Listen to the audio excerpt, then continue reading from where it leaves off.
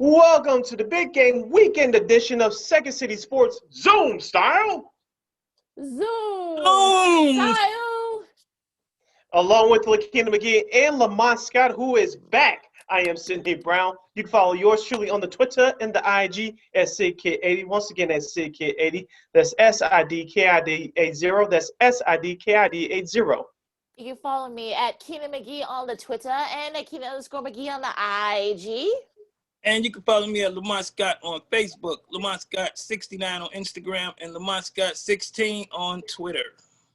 You can go to our website, weareregalradio.com, for all of our articles and other fun stuff and information there as well. You can follow this podcast, Second City Sports, along with the other podcast programming from War Media by simply searching for War on Anchor on all podcast platforms, including iHeartRadio, Google, Stitcher, SoundCloud, wherever you get your podcast. Make sure you type in that search engine box, War on Anchor. That's WARR on Anchor. We're also on the Tube, a.k.a. YouTube, at War Media. Once again, at WARR Media on YouTube. You can not only listen to us, but watch us do our thing live.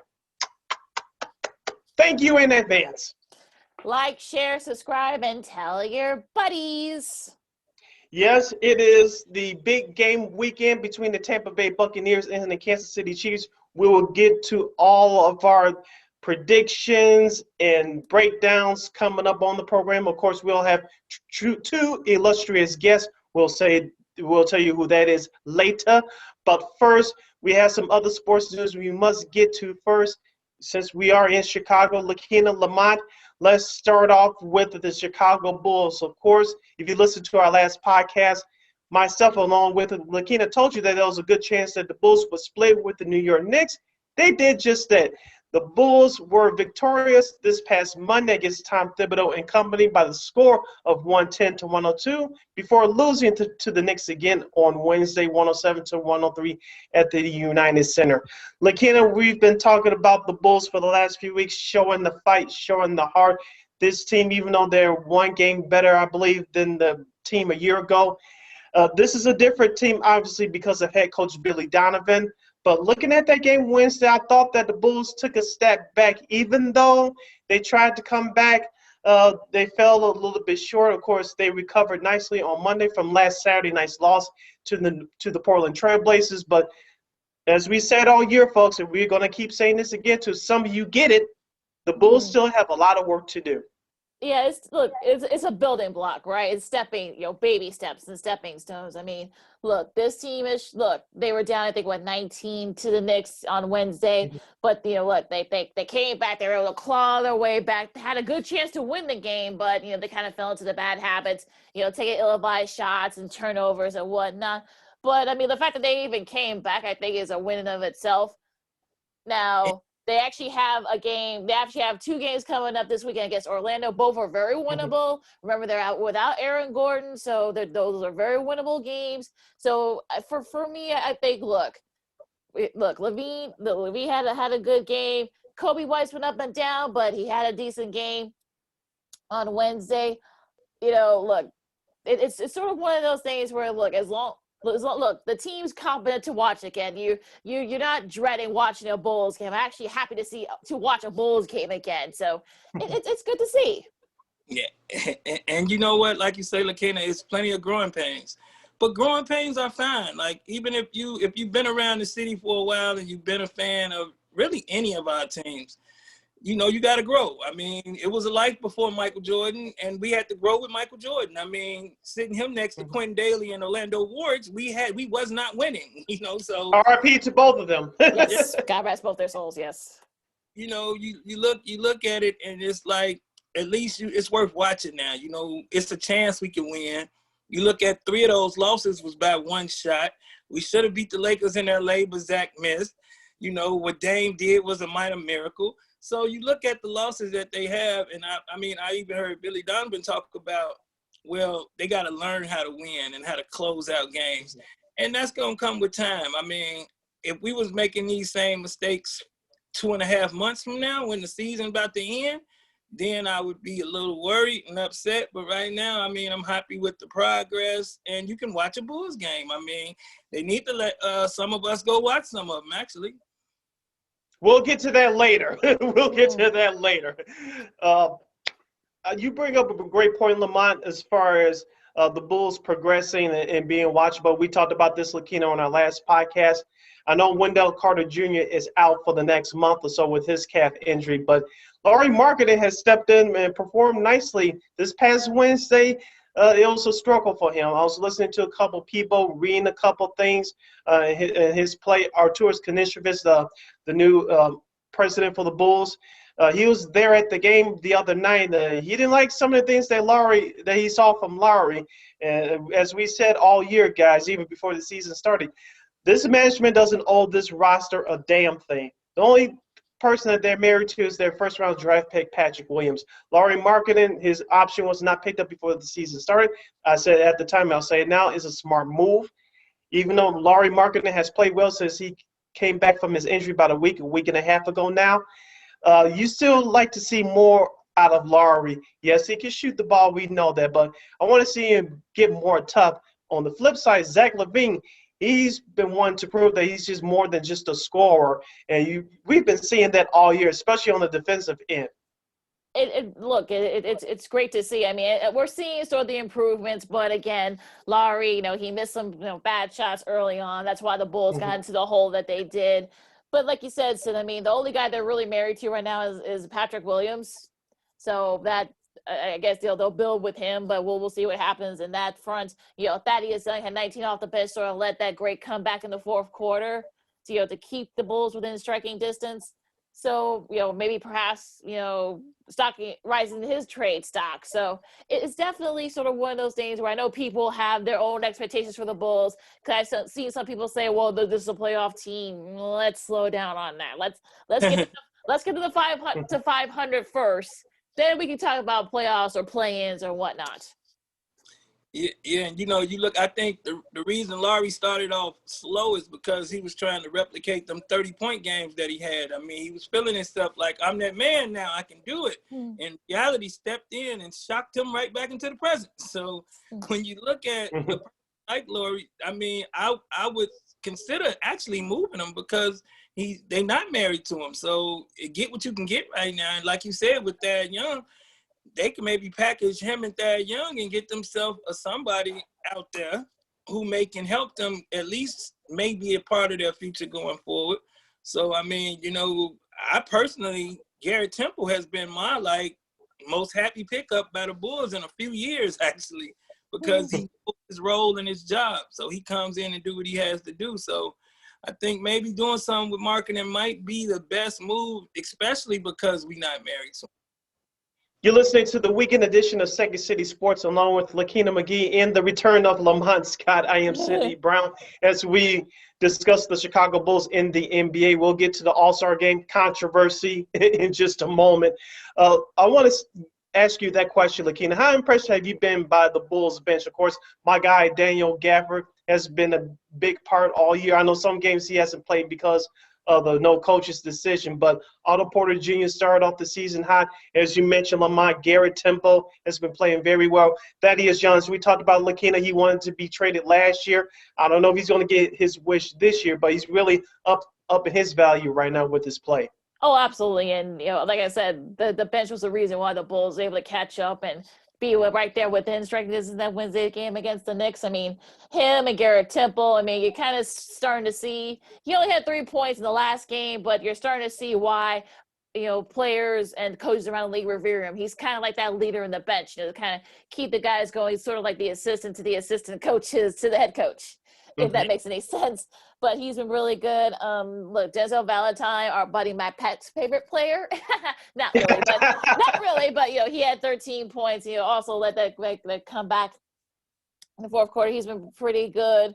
Satoransky's made some key defensive plays. I mean, it's sort of the bench is sort of.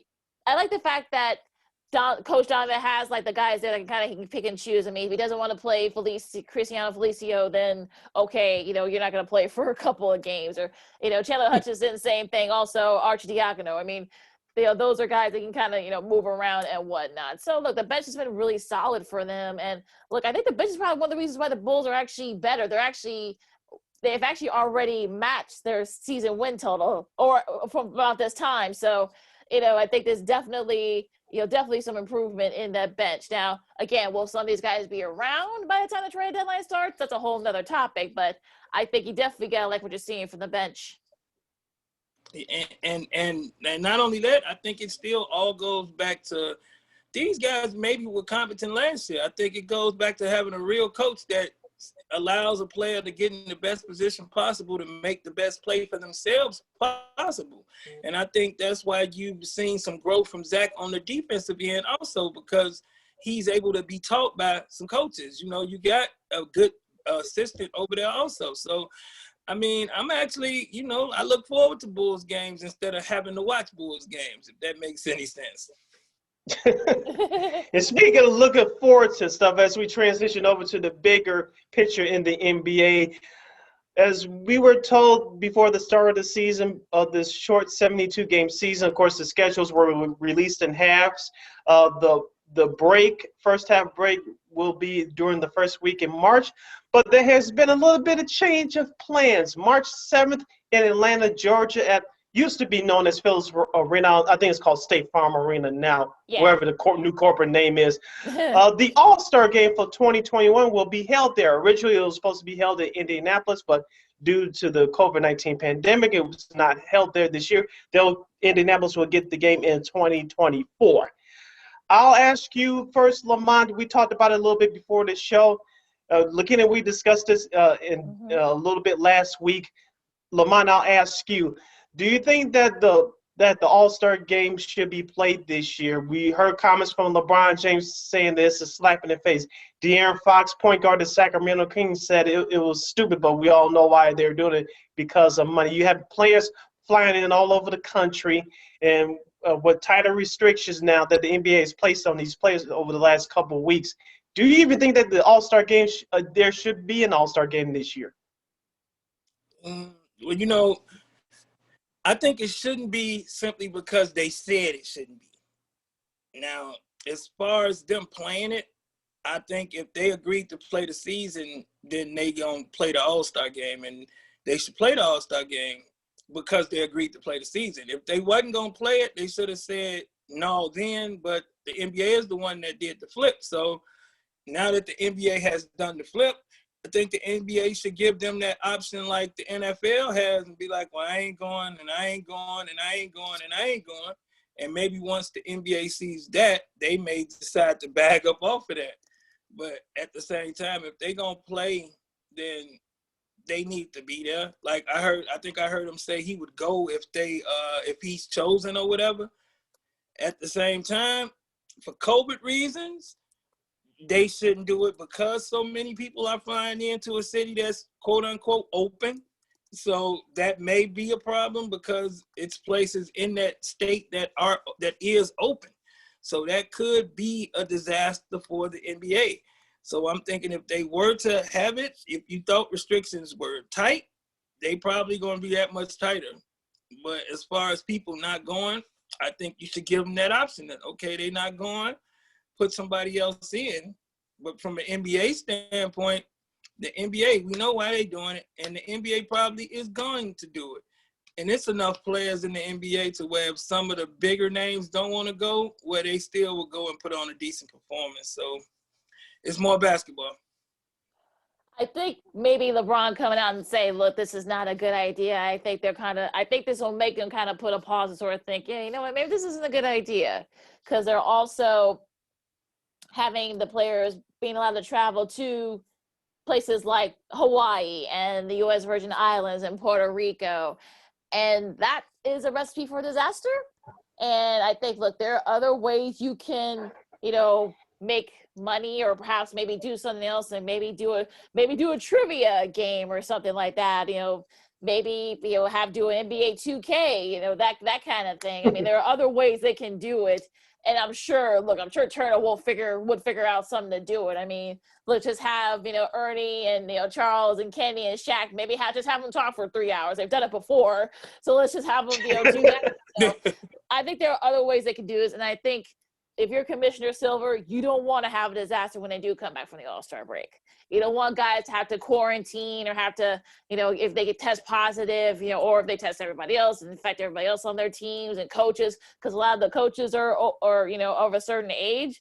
You don't want to, bring that up. I'm sure someone probably have pre-existing conditions too. So this is not, I think this will give them a pause to sort of say, you know what, like De'Aaron Fox said, this is actually probably a stupid idea. I had one opinion earlier. Is like I think it should be played, but I don't think it should be played. I'm with LeBron James on this. He said, the players were told at the beginning of the season there would be no All-Star game because of the pandemic and plus because of the scheduling and the restrictions that the players are under. And we talked about this a little bit before the show.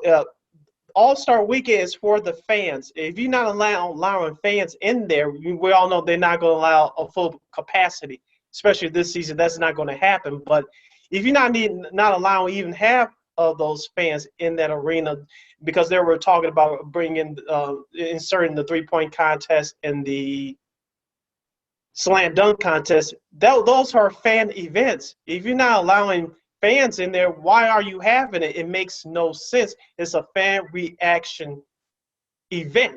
So you could just have the All-Star game and you good. You can still have it without fans, but I like De'Aaron Fox said, we all know that they're doing this for money, but even though us as fans don't like it, but we were expected this year not to have an All-Star game because of all of the changes. I'm good without an All-Star game this year. Of course, I'll have to watch it because of what we do, but I'm not really anticipating it, guys. I'm not. It is just something that they threw on in the last minute. Hopefully it'll work for them, but I'm not really looking forward to it. I don't think they're going to do it. It's not normal. I don't think they're going to do it, especially since LeBron has raised question about it. I don't think they're going to do it in the end. I know they're saying that they're planning on doing this, and this, but especially with numbers still going up in a lot of these states and a lot of places all over the country, and even in the Caribbean, they're going to let them travel there. I just don't see them doing that. I just don't see them. Ultimately, they're going to say, you know what, maybe this isn't a good idea. Yeah, but and then too, I think like my main reason for it though is they said no at first. That's the only part. That's what bothered me. Like they said no at first, they should leave it at no. So that's why I can ride with LeBron on that point. Definitely, y'all said no, but now y'all saying yeah. And I think if money becomes an issue and they start throwing money around, then we may end up seeing it, even though we don't really look forward to it, some of us. So, I mean, it's an interesting development. It's give us something to talk about for the next 3 weeks. And so we going to see what happens with it. You listen to Second City Sports along with Cindy Brown, Lakina Lamont Scott. I am Lakina McGee. Now let's talk about the rest of the league as a whole there, gentlemen. Lamont, I'll start with you. The Lakers had a nice win last night against Denver. That was actually a very fun game. They were actually down 12. Yeah. At halftime, they had a big run. LeBron had his 8th triple-double, tying Jason Kidd for the most in NBA history. The fact that he is still doing this at such a high level, I mean, it's just amazing to me still. He led that Lakers comeback, and of course, the Lakers ended up winning the game. So just amazing what LeBron's doing. So Lamont, I'll start with you. What do you think about LeBron's performance, so far this season? I think what LeBron is doing is amazing.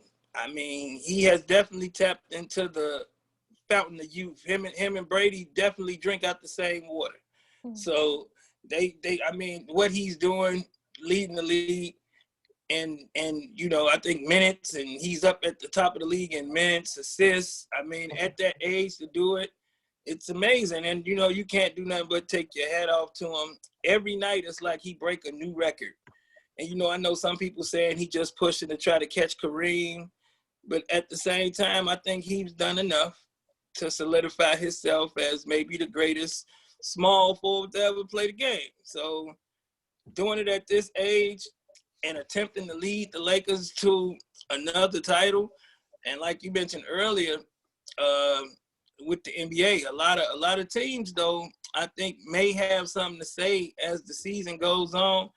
And mentioning LeBron, I think when you mentioned him, I heard him say something about he was looking forward to those 5 days off that the All-Star break was going to have. So when you look at, age may be playing a factor, but for him to do it the way he's doing it, and he's not taking nights off, he's actually making some of the quote-unquote star players of our day look kind of funny in some people's eyes because they take days off, and he's not really taking days off. So, I mean, definitely hats off to the brother for doing it so long. I heard Barkley mention last night about where he didn't play college, so most players had those 3 or 4 years on their back before they went to the NBA and did they 15, 20. So I heard them bring that point up on the broadcast last night, which, may have something to do with why he's still able to have that motor at this age.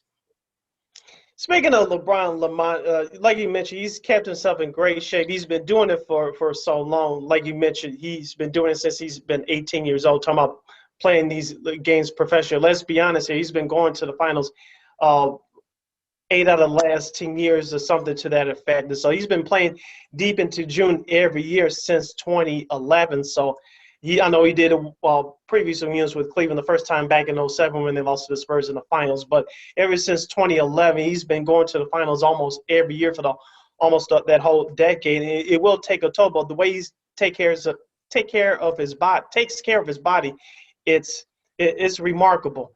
Now, going back to who else has impressed me as far as the rest of the league action, the Philadelphia 76ers, they got a big win on Wednesday over the Charlotte Hornets, 118-111. And as of right now, they are the best team in the Eastern Conference. You guys know that I don't like the Milwaukee Bucks. I like Giannis, but I know Drew Holiday's been doing well. But Chris Middleton is not your number 2. And the rest of that bench, I'm just not really impressed. I really don't like the head coach, Mike Budenholzer, and it's going to reap its ugly head come playoff time. But Philadelphia is good, but they're gonna face some challenges too come playoff time. I know Brooklyn. We'll get to them in just a second, but right now I'm halfway believing in Philadelphia, but I want to see them play the Nets to finish off this regular season. And then if we ever get a matchup between those two teams during the playoffs, it's really going to be something. Sid, quick something. You don't like Milwaukee, Sid? What about Bad Bobby? They got Bad Bobby on their team. What, you don't like? Hey, they need more than just Bobby Portis. He's a start, but and I was thinking about that the other day. He's a start, but you need another tough defender, and they just don't have that. They don't. He's a start, but they need more. And that's what hurt them last year in the playoffs against Miami, especially. Yeah, I gotta agree with you. I don't think Miami. I don't think Milwaukee got what it takes. I think Giannis stayed with the. We're gonna bring your brother in, and we're gonna get some more players. I think they need to go out and get a real number 2, like you say. Like sending a Bradley Beal over there to somebody like them may be what Giannis needs to help him if he plan on getting anywhere. And you mentioned the 76ers. Joel Embiid is the MVP, man. Like, really, Joel Embiid finally realizing he bigger than everybody else and got talent. I'm so happy every time I see him just bag somebody down and dunk on them. Like, yes, that's what you're there for. Like, I think he can be an inspiration to other big men like Ayton over in Phoenix. Like, that is what you do when you that size. You back up, bully them, and dunk on them. That's what other big guys do to people. I remember my days of doing people like that. Embiid has looked really good this season, I have to say. You got to give him props. I think he's started to show that potential that we saw when he was at Kansas. So very happy for him. And I think he definitely is one of the front runners for MVP, no doubt.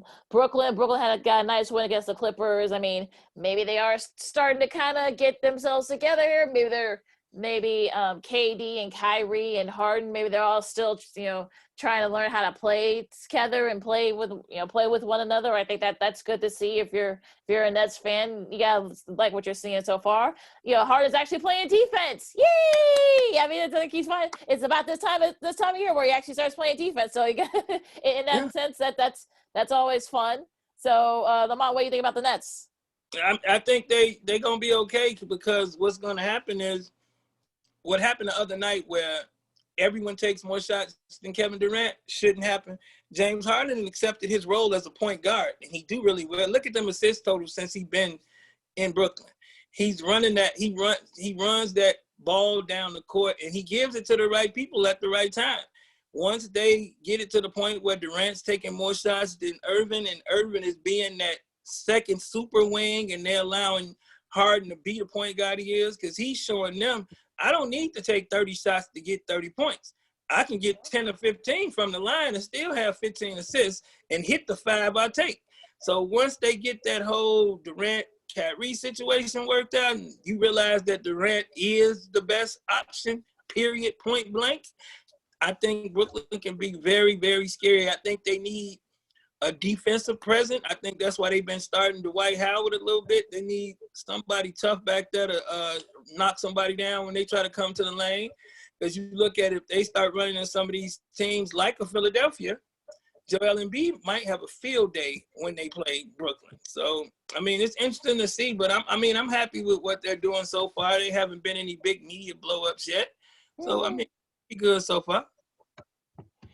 Yeah, with Brooklyn, we've been saying this all year, Lakina. They have a nice team. They can score the basketball with anybody, but in order to compete against the Milwaukee's, against the Bostons, against the Philadelphia's, you're going to have a defensive presence back there. If you don't have a defensive stopper back there, you're going to be in trouble. And assuming that Cleveland buys out Kevin Love and or Andre Drummond, those would be the perfect players for Brooklyn, because right now they don't have a defensive stopper, like you said, Lamont, a person like a Dwight Howard. I know he's with Philly now, but yeah, Brooklyn's going to need somebody like that in order to compete if you expect to come out the East.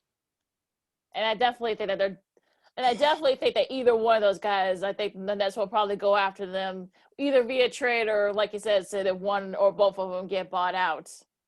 Can you imagine Andre Drummond on that team? Oh gosh. Or anybody for that matter, any of the contending teams. I think he definitely would be a good extra big body, to definitely be as an assistant. So we'll see where he goes. I would have been okay. With us making, and even though he looking for a new contract or whatever, with us having to move somebody, if we could move, like if Thad was trying to leave and toss market there, we can get like a Drummond and one of them young people off Cleveland for a deal like that. I would not be opposed to that, and we can try to re-sign him or whatever. But yeah, Andre Drummond is a beast. Oh yeah, love him. I hope he gets a chance to compete for a ring, because I think he definitely deserves his shot. Going out west, you gotta say Utah. They've won 9 of the last 10. I mean, Donovan Mitchell has been. I think you could probably say that he's probably the front runner for MVP right now. They're getting some. They're definitely getting some. Also some. Definitely getting some points off the bench too as well. Utah is. So what do you think about Utah? I mean, I'm sure they want to get that taste out of their mouth for being knocked out early in the bubble.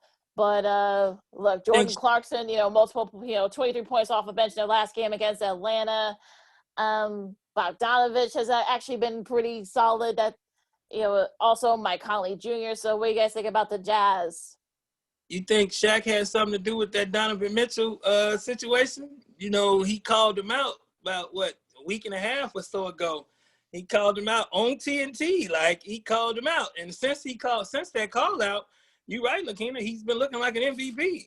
I mean, but to be fair though, he was doing that before that thing with Shaq. So I would kind of I think people kind of should slow down on that in that front. I think Shaq just pushed it up a little more. Like, he was already on 8. Shaq just pushed him to a 10. Mm-hmm. And, it's beautiful to see. So, I mean, I want to see what they're going to do. But you talking out west, man, what Steph Curry is doing is trying to remind people that he's still the man. And I think the league is lucky that Klay Thompson is not there. Because if Klay Thompson was there, Golden State would be in all of these who gonna lead the West conversations.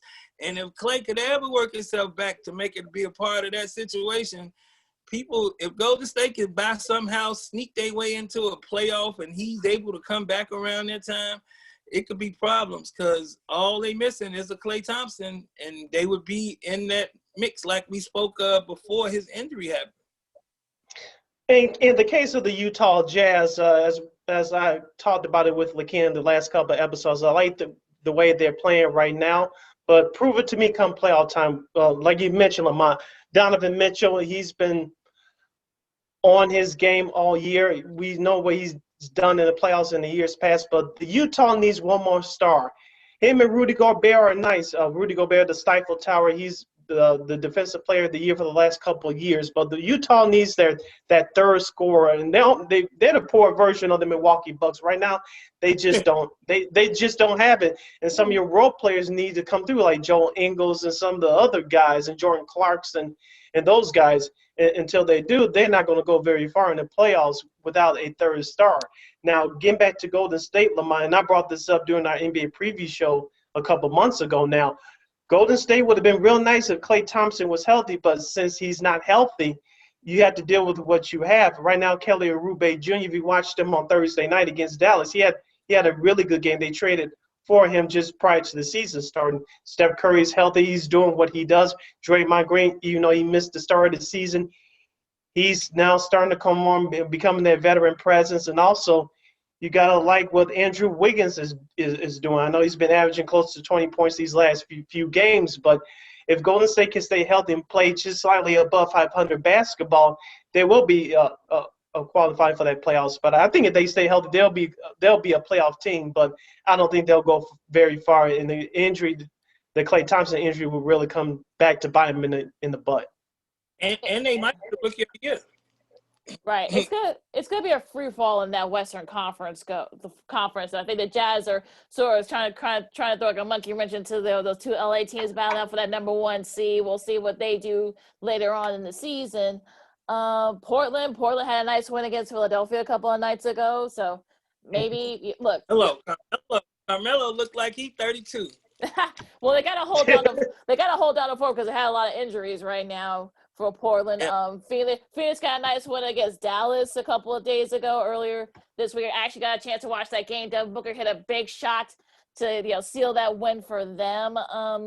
We talked about Golden State, San Antonio, Memphis. Memphis unfortunately have lost a couple in a row because they're just coming back from COVID. So that's a streak going for a minute. What? Memphis had a nice little streak going for a minute. Yeah, they did, but unfortunately, COVID, they had to shut down for a couple of weeks, so now they've lost a couple in a row. But we'll see. Houston looked good, has been looking good lately. They had a nice win. They do.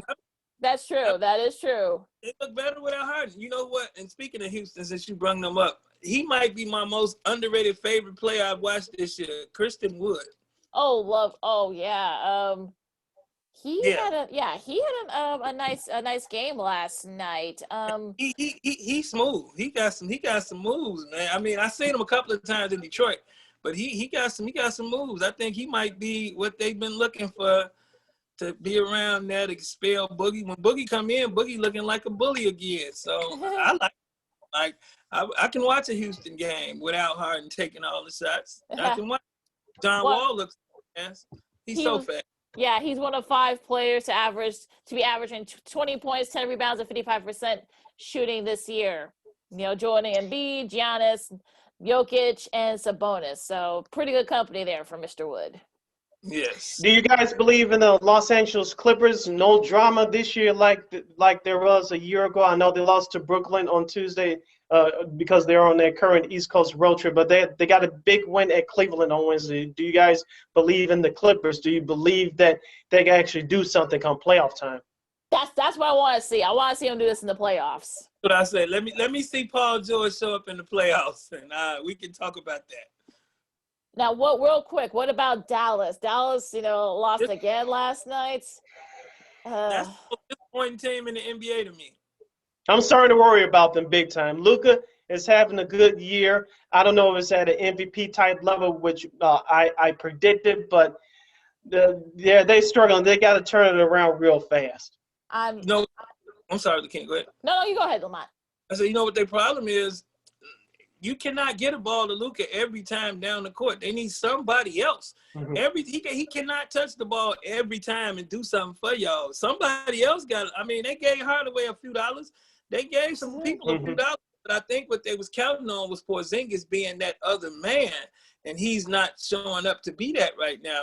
And so, don't be surprised if they make, Cuban will make a move. He's not scared to spend money. So don't be surprised if they snatch up, one of those players that's up and coming that can give you 25 a night. I mean, I keep hearing people throw Zach LaVine name out there like the Bulls should get rid of him, which is, I hope not, because he is, quote unquote, our face, if you want to say that word. But a lot of teams probably could use that 20 points a game anytime he wanted. And imagine him going somewhere where he has no pressure. So, I just hope we keep him. But Dallas has been the most disappointing team all year. You're listening to the weekend edition of Second City Sports, along with Lakina McGee and Lamont Scott. I am Sydney Brown. Guys, quickly before we head out to this break, I want to go to college basketball. We talked about this last week. Lakina, the Fighting Illini had a big win against the Iowa Hawkeyes last Friday night in Champaign. Of course, without Ayo Dosunmu, they were somehow they survived against a mediocre Indiana Hoosiers team on the road in Assembly Hall in overtime. Of course, they have a big game this Saturday at 1:30 p.m. Central Standard Time on Fox against the Wisconsin Badgers. I said they had to win at least three out of the next 5 games. Right now, since the Iowa game, counting that Iowa game, they are 2-0. Big game in Champaign this Saturday afternoon against Wisconsin. That should be a fun one. That should be a lot of fun, and I'm looking forward to that matchup. Another matchup I'm looking forward to on Saturday is Alabama and Mizzou. Some people are saying that maybe Alabama could be a sleeper for one of the number 1 seeds. Missouri said, hold on, not so fast. This is for first place in the SEC. So I'm looking forward to this one, and this should be a lot of fun down in Columbia.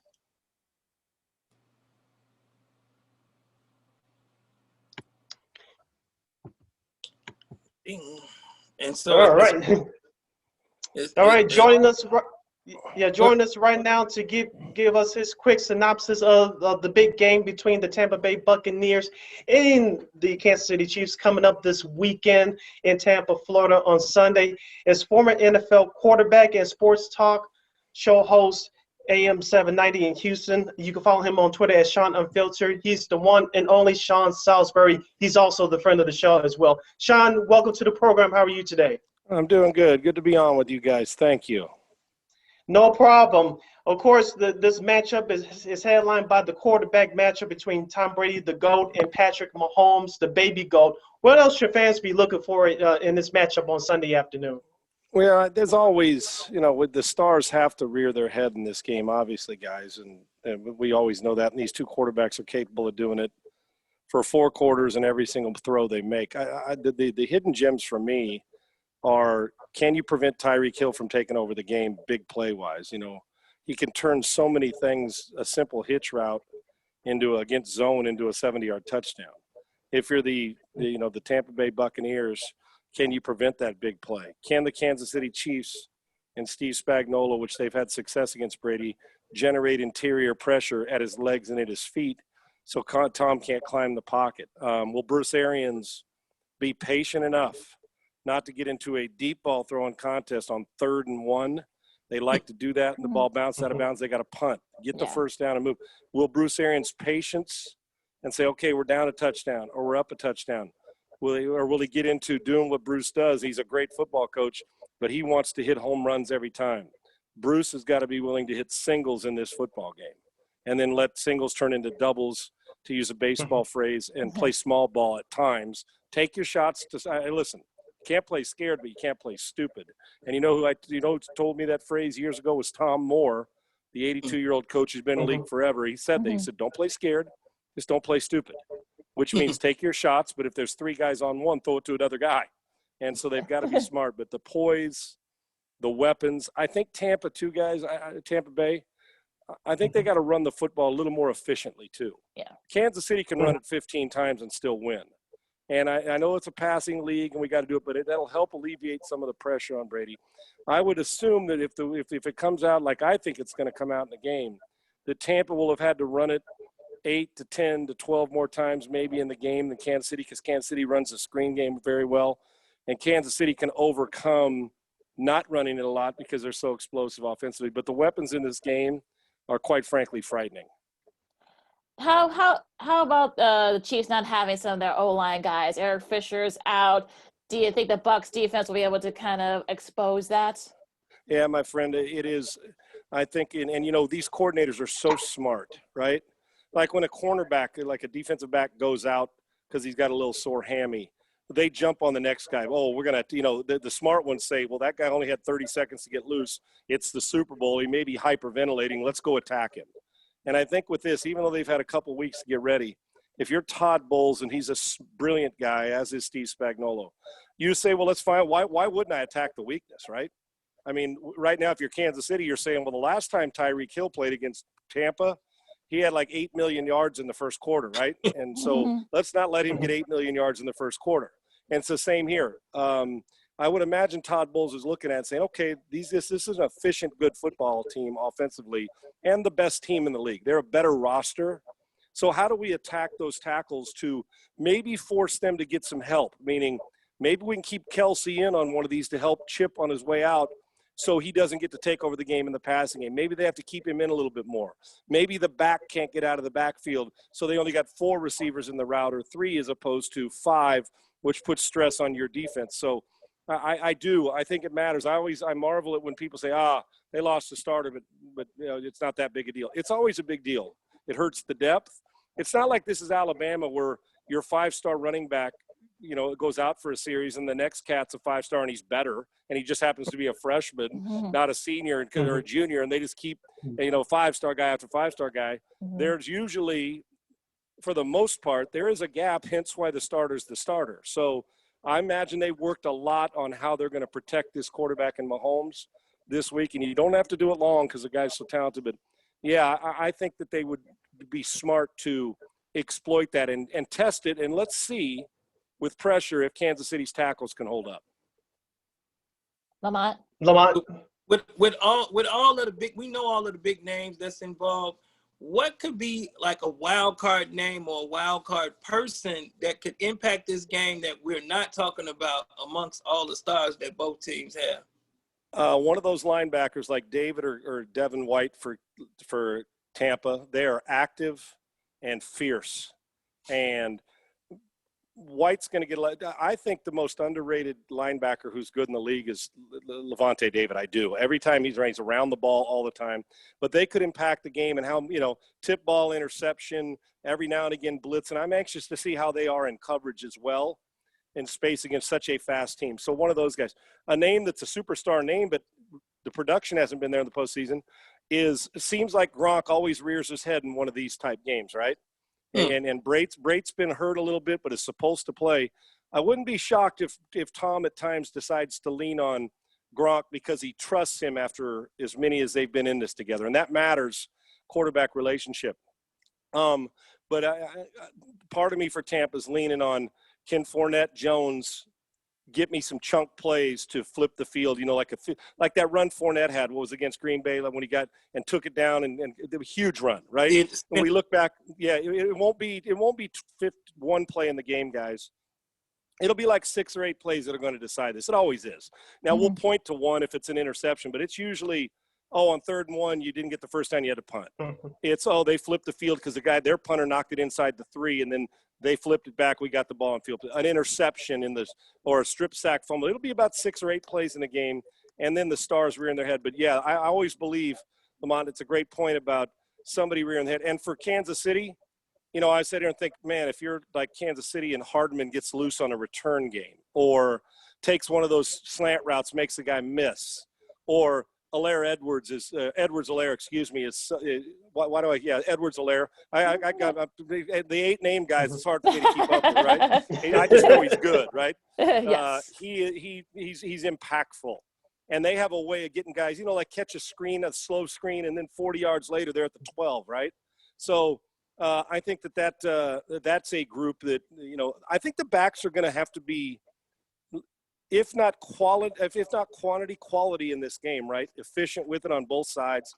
Like I said, Tampa a little more efficient. So I think that guy, and then like a Frank Clark or a pass rusher in the game that just has one, or a Tampa Bay a front 7, one of their rushers just has one of those out-of-body experiences. He gets 2.5 sacks and strips a fumble. because, well, he's putting pressure on and he's having, we all have those. You're hoping that game comes like Nick Foles in a game like this, right?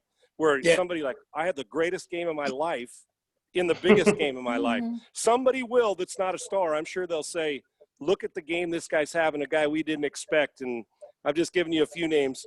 But it is, if you're one of those that has one of those where you're in the choke part of it, where you didn't have your best game, trust me, Mahomes and Brady will find it, especially if you're on defense. Sean Salisbury, former NFL quarterback and sports talk show host at Sports Talk 790 in Houston, is joining us here on the weekend edition of Second City Sports, previewing the big game between Tampa Bay and Kansas City, along with Lakina McGee and Lamont Scott. I am Sidney Brown. Sean, I know as a former quarterback, you played with the greats of Jake Reed and Hall of Famer Chris Carter. Talk to us about Tyreek Hill. I'm sure if you had a talent like him on your team, you'd be wearing a Super Bowl ring right now. Defensive coordinator for Tampa Bay, Todd Bowles, has a challenge on his hands. We all know what Tyreek did in the first meeting earlier this season.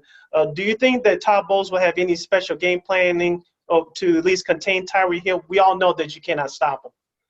Well, there's only 11 guys on defense. You may need 15, but I'm not allowed to do that, so that's a problem.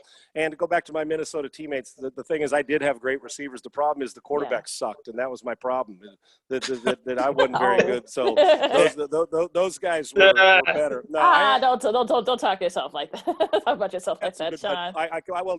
Yeah, I can tell you this: we may not have the same speed that AC could run, but Tyreek Hill's a different cat now, right? Listen, when you have this, there's only so much you can do, right? You can play in and out on him. You can press him off the ball, but if you press him and miss and you're in man coverage, you better get your hands on him, right? No, I would clutch, grab, beg, borrow, cheat, steal, whatever I had to do to keep him from getting in space. I would. Listen, here's what I do know this. It's the Bill Belichick way. And let's take the quarterback out of it, because the quarterback has the ball at 65, 70 snaps a game, depending on how good the offenses are. Belichick's philosophy is, I'm going to take your best player away. And the truth is, in this game, the most dangerous, scariest weapon, as good as Kelsey is, the vertical and the ability to run after the catch by Hill, he's the most valuable asset on the field, not named Tom Brady or Patrick Mahomes. He just is. So you say, okay, well, what do we do? And the old Dan Patrick phrase, you can't stop him, you can only hope to contain him, right? Well, that easier said than done. I'm doing it from my living room. Hell, I got a million ways to stop him. The problem is I don't have to cover him, and I don't have to be the defensive coordinator. I would say that, and here's the thing that's scary, if you double him a lot of the game, press and play coverage over the top of him, that type of thing, or the schoolyard where you put, like they do on special teams. I'd wait for a team to walk two guys up like they do on the gunner on special teams and just sit there and ride him out of bounds for like 87 yards, right? I don't know how you do it. But here's the problem. If you do that with him all day, you know what Mahomes is going to do? They're getting back to what Lamont said. Then like Hardman or Watkins, they'll catch like 9 balls because Mahomes will find them. Yeah. And here's the other problem. If you decide 2 or 3 times, well, let's play man on Tyreek this time. On 2nd and 1, you know what Mahomes will do? He'll check into a play that makes you pay for doing that. So, you know what? You got to be physical, but you can't miss. And I think we lost Lamont, but you got to be physical, but you can't miss. So you just can't let. You know what? He's going to get some. Mahomes is going to get his, but I can't let him into one of your guys say I can't let Michael Jordan get 40. And Scottie Pippen get 36, right? All right, Mahomes will get his. But I can't let Tyreek Hill get – Rodman can go ahead and get 25 rebounds, but I can't let Scottie give me a triple-double along with Michael's 45, right? So, and that's where Hill comes in. He's Mahomes is Jordan. This is Scottie Pippen. And with a little more speed, I can't let both of these cats, like they did the last time they played, play like Hall of Famers. But Tyreek, you got your work cut out for you, man. I'll tell you, the guy who's going to have the most fear on the field this week, maybe Todd Bowles, but he looks so calm, like he's just like nothing bothers him. Is the secondary, and particularly the guys who are drawn, whether it's whoever that might be, and Winfield's going to have to do a lot of hitting. Whoever draws Tyreek Hill, has got themselves a world of hurt. You better you better say a lot of prayers and hope that the good Lord's watching out for you that day, man. Trust me.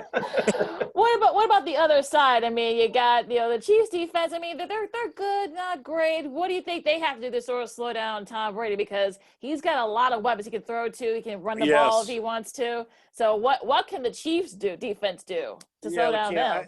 Yeah, you know what's interesting too, if I went into the season or just on the surface we say, man, who's got the most weapons in the league? We're all Kansas City. But man, when you look at Tampa Bay's weapons, tight ends, running backs, monster wide receivers, and another name, Lamont, to you to keep an eye on is I have this gut feeling that Godwin's going to go off this weekend. A guy who's the number 2 receiver on the team, and just all of a sudden, and he later in the season he was dropping a few balls. It's almost like that the ultra focus comes in. I'm telling you, that's a guy in the passing game. Keep an eye on, because he's going to draw the single most of the time. I wouldn't be shocked if he comes up with some big plays in the game. But Lakina, to your point, is if I had one snap where I said which defense can give me the better chance, I would take Tampa's defense in the game. I would. Yet, Tyrann Mathieu seems to be a Johnny-on-the-spot great player. I would say that Kansas City's defense focus is every defensive coordinator and player is going to tell you, we got to stop the run first. That's what they all tell you. The truth is, when you're playing Kansas City, you don't got to stop the run first. You better stop the passing game first. For Tampa Bay, for Kansas City, the run will be, like I said, I think it'll be prevalent in the game. But I would say that interior pressure. Tom Brady doesn't want to escape sideways. He wants to climb the pocket. And if you get at his legs and force him to where he's off balance but going sideways, unlike the Josh Allens or Mahomes or those guys, Deshaun Watson, who can destroy you there, Tom wants to destroy. I call it the hula hoop in the pocket. Any of us who have ever had a hula hoop, Brady lives there. He moves around in it really well, but he doesn't move outside of it. You let him move around in that and climb north and south and hit that deep dig late, he'll destroy you. They will take shots, but if he's in rhythm and not being disrupted, we are going to have one hell of a game, and when it'll be a fourth quarter game. I still think that's the way it's going to be. One late and probably on the last possession, whatever one of these guys. If the game's in check, where it's close and winnable, whoever has the ball last, bet on that offense. I would imagine they'll take it down and score. Lamont? And speaking of the score, what do you think the final will be? You think it's going to be a shootout type, or you think we're going to get like a 20-21 type situation? I think somebody's going to have 2 or 2.5 touchdowns by halftime. I wouldn't be shocked if somebody scores 2 touchdowns in the first quarter. I know that's 56.5, whatever the over-under is on it. I have 34-31 in the game. I think the Kansas City Chiefs can kind of yawn their way to 4 touchdowns each week. I do. And I think Tampa Bay – now Tampa Bay's got to realize, okay, well, hopefully our defense will have that great game. But you don't want to get, like I said earlier, Bruce, if you're down 14-10, don't get all – or 14-3. All you are is a touchdown, a field goal. Hang in there. Play patient. Grind it out and go score. I got it 34-31, and I think it's going to be a high-scoring game. I do. I think that both offenses are just superior, to both defenses, hence why there's got to be some kind of disruption or confusion for both the lines up front on offensive and defensive line, creating confusion. You're not going to confuse the quarterbacks very often, but the guys that are blocking for them, if you can create space and lanes to get to those quarterbacks, may be different. I got a high-scoring game. I don't think there's any chance that this is 17-13. Yeah, final moments with former NFL quarterback Sean Salisbury here on the weekend edition of Second City Sports, along with Lakina McGee and Lamont Scott. I am Sidney Brown. Sean, last question from me. Travis Kelce, the best tight end in the National Football League. He's been shredding defenses all year. He had a good game last year against the 49ers, scoring a couple of touchdowns. Tampa Bay Buccaneers linebacking core is way better than Buffalo's. What do you expect to see out of Mr. Kelce on Sunday? Well, right now, when you say that, George Kittle's saying, hold my beer when you talk about the best tight end in football, right? Yeah, but this year, Kelce, there's no doubt. This year with George hurt, Kelce, he's and George would say that himself, I'm sure. This is a pass-catching fool who blocks well enough and disguises protections well enough. I love Kelce. Run after the catch. Listen, quarterbacks all have a crutch we lean on. And a lot of time, you look at Aikman, he loved Jay Novacek. Brady loved Gronkowski. Yeah. Peyton Manning loved leaning on Dallas Clark. John Elway loves some Shannon Sharp. You start to go down the list. Think about Phillip Rivers and the quarterback there. with Antonio Gates. I mean, you go, it's phenomenal. And I had Steve Jordan. Now, everybody talks about Chris Carter and Anthony Carter. Steve Jordan from Brown was a 5 or 6 time Pro Bowler. Yeah. That dude to me was so much money. I mean, Steve and I kidded. I said, I know when in doubt, he's going to be in the right spot. I mean, all those guys were, but in the right spot and knows how he was like, he had a quarterback's mind out there. Right. So he knew how to manipulate zone and man coverage. So for me, it was the tight end, and it'll happen in this game. To me, I don't see how Kelsey doesn't, on a bad game, go 7 for 75. I think you have to expect that Pat's going to lean on him, and when it's 3rd and 5, you know where he's looking first. The problem is Pat has no problem coming off that and getting to somebody else. So I think that there's a really good chance that Kelsey will be in the MVP talk when the game's over if things go the way they're supposed to for Kansas City. We all need a crutch to lean on, and as good as Tyreek Hill is, there is no doubt, as we've seen, he's capable of catching 14 balls in a game, Kelsey. He just is. I mean, and the linebackers, like I said, Devin White and Levante David are filthy. That's going to be fun. The one thing you got to do is you can't – I'm always marvel. I've seen it with Gronkowski in the past in Super Bowls and in games. Why you give those guys space to operate in? That's what they live. I've got to get my hands on those guys. I've got to at least take them off their mark a little bit so we're not in rhythm throwing to them. So I'm anxious. It's one thing to be finesse, but I'd actually like to see somebody go all Mike Tyson on Kelsey and honestly, get up in it, honestly, and say, dude, if you're going to beat me today, you're going to hurt coming out of the game. And I would, because if you listen, even as good as Levante and Devin are, Kelsey's going to beat you in space. You're not covering him. And Pat will find you because he can throw to coffee can size windows, right? So this is a phenomenal football player who's had a phenomenal season. And the problem is we keep talking and we keep naming weapons. And it's like, hey, if you got a remedy, let me know what it is. I'll bottle it up and sell it, and we'll all be rich if you know how to stop that offense. And in that process, I'm still picking Tampa Bay to win the game. I did. Last August, I took Tampa Bay over Kansas City on my show, preseason picks. I said Tampa Bay beats Kansas City in the Super Bowl. I'm still sticking with it. I like that Brady resides in February. I'm going Kansas City to get beat by 3 late in the game. Brady's dramatic. Tampa Bay beats him 34-31. That's where I'm sitting. Okay. All right. The former NFL quarterback Sean Salisbury. And Sean Salisbury? Hello, Rusty. Is that Sean Salisbury? Now you get the smartest guy. I'm sitting here struggling like research. I could say, hey, man, who caught 4 passes in 1927 in a playoff game? And this dude knows everything. Well, that would be impossible. There are no playoff games in 1927. See? There you go. You can't even fool my man, Rusty. By the way, Sean, I'm on you with the Travis Kelce thing, and I will throw this one little caveat out. Anybody ever see a Super Bowl MVP from the tight end position? I haven't. Do you know? It's never happened. Nope. Yep, there you go. And he's judging. Well, last week, if we had MVP, if that was Super Bowl, he wins it. What do you have? 12 catches for about 8 million yards. So this guy, as you guys know, you've had Russell on before. This is one of my dearest friends and most generous people in the world. And there were times when I was at ESPN and Russ was at ESPN where I would be thinking what I needed to get research-wise, and he would read my mind and pull it out of my mouth and have it in front of me in about 8 seconds. This is the most phenomenal human being on the planet. So he's going to actually take this show to another level once I get off it because he's a lot smarter than me. Trust me. As usual, you're overly kind, and I can vouch for Sean in the fact that all the years I worked with him, he never did a Tyson on me. I have both my ears. I love it. Well, like my passes, I probably would have missed trying to bite Rusty's ears, right? There you go. No, but you would have gotten to the bourbon meatballs, though. That's exactly right. The best. All right. That was former NFL quarterback Sean Salisbury, also a Sports Talk 790 in Houston every Monday through Friday from 6 a.m. to 10 a.m. If you live outside of that market, just download that iHeartRadio app. Just type in Sports Talk 790 in Houston and listen to his show. He is great. He's a friend of the program. As you can say, he's fired up and ready to go. Brings a wealth of that passion and information to the football game. Sean, thank you very much for joining us today. Enjoy the game. Let's do it again soon. It's always a pleasure talking to you. Okay? Lakina, Sydney, thank you. Rusty, I love you. I appreciate you guys. You guys be safe out there. And even though we don't have a full stadium, it should be I mean, what more do you want? Look at everything we got. This sets up to be special. I'll turn it over to Rusty. I love you, Rusty, and thank you guys. Love you too, man. Great to see you. Thank Have you, a great Sean. day. Thanks, guys. Stay safe. Bye. All right. Thank you, Lakina. I appreciate it.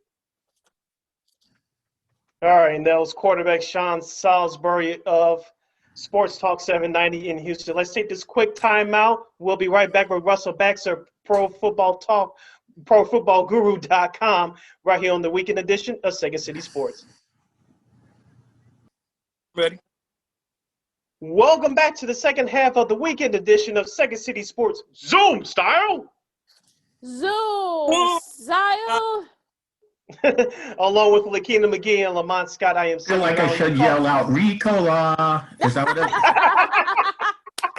Oh my gosh. You can follow yours truly on the Twitter and the IG at SidKid80. Once again, that's SidKid80. That's SIDKID80. That's SIDKID80. You can follow me at Keena McGee on the Twitter and at Keena_McGee on the IG. You can follow me at Lamont Scott on Facebook, Lamont Scott 69 on Instagram, and Lamont Scott 16 on Twitter. You can go to our website, weareregalradio.com. That's WEAREREGAL radio.com. You can follow this podcast, Second City Sports, along with the other podcast programming from War Media by simply typing in a search engine box, War or Anchor, where you download your podcast. Make sure you type in that search engine box, War on Anchor, WARR on Anchor. We're also on YouTube, which many of you guys are watching us right now, at War Media. Once again, at War Media, WARR Media on YouTube. You can not only listen to us, but watch us do our thing live. Thank you for your support in advance. Join us right now as we count you down to kick off for the big game, the NFL's 55th edition of their championship game between the Tampa Bay Buccaneers and the Kansas City Chiefs. He's a man full of information. He's also the NFL historian from ProFootballGuru.com. He is the one and the only Russell Baxter. Russell, welcome to the program. How are you? I'm doing terrific. I can't believe we are 2 days away, and I'm sure there are some people who can't believe we're actually having a Super Bowl, considering everything over the summer and, with the horrible pandemic that we're still dealing with and so on. And yet somehow, some way, with a lot of shifting and maneuvering and, remember those little puzzles that had 16 slots and 15 numbers? That was the NFL season this year. Somehow it all fit together. We had Tuesday football, we had Wednesday football, we had Monday doubleheaders, but they got them all in. And I would defy anyone to think that these aren't, if they're not the two best teams that are there, it's one that got hot at the right time and one's the defending Super Bowl champion. It's amazing how it all transformed. Yep. Where can people follow you on social media?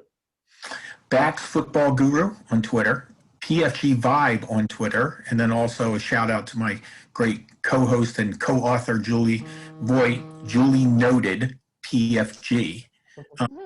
Pro Football Guru's on Instagram. It's on Facebook. But I give it the standard Liam Neeson line. If you follow me on Twitter at Bax Football Guru, I have a special set of skills. I will find you. And I will follow you back. All right, let's get it started. Of course, this Super Bowl matchup is highlighted by the two quarterbacks, Tom Brady and Patrick Mahomes, the GOAT versus the baby GOAT. What else should fans look for in this matchup besides the star-studded quarterback matchup? What are you looking forward to this Sunday? Well, I'm looking forward to seeing how the Buccaneers pressure Patrick Mahomes. As we know, the Chiefs are now down both their starting tackles. Mitchell Schwartz has been out for a while. One of the more underappreciated offensive linemen. He played alongside, I should say, opposite to Joe Thomas for a long time in Cleveland, then came over to Kansas City. Highly reliable, but he's been out for a while. And then, of course, Eric Fisher went down in the second half of the AFC title game against Buffalo. And then, so you're looking at Shaq Barrett, you're looking at Jason Pierre-Paul, and then Dominican Sue and what they can do on that front seven. But then you also look at Patrick Mahomes, who has an amazing ability to throw the ball from all kinds of different directions, underhanded, overhanded, obviously, side on. I said to somebody a couple of days ago, it's a cross between Aaron Rodgers and Dan Quisenberry. Okay, and pressure doesn't seem to matter to him. Okay. And what he has done in the playoffs in 3 years is pretty remarkable. I mean, the Chiefs were a storied franchise to a degree. Had a lot of trouble in the postseason. At one time they had lost, I think, 8 straight postseason games. Yep. Over a 10-year span. Even Andy Reid, when he got there, got off to a rough start. Blew a big lead against the Colts in 2013. Blew a big lead against the Titans at home a couple of years ago. And then enter Patrick Mahomes. And all they've done is host the AFC title game 3 years in a row. And again, it's not one-man football, but it's hard to ignore these numbers. They have scored 31 points in 6 of the 7 playoff games he started. The only one they didn't score 31 points, he wasn't around for most of the second half when he got hurt in the third quarter. And when you also look at what Patrick has done personally in the playoffs, he's thrown in 7 games. He has 17 touchdown passes. He has 2 interceptions. They both came in the same game, the Super Bowl last year. He has no other turnovers. Okay? I believe he's also run for 4 scores. Mhm. So in this playoffs alone, these what I call 6+ quarters, okay, he's 73% completion percentage, almost 600 yards, no turnovers. Okay, so pretty flawless football.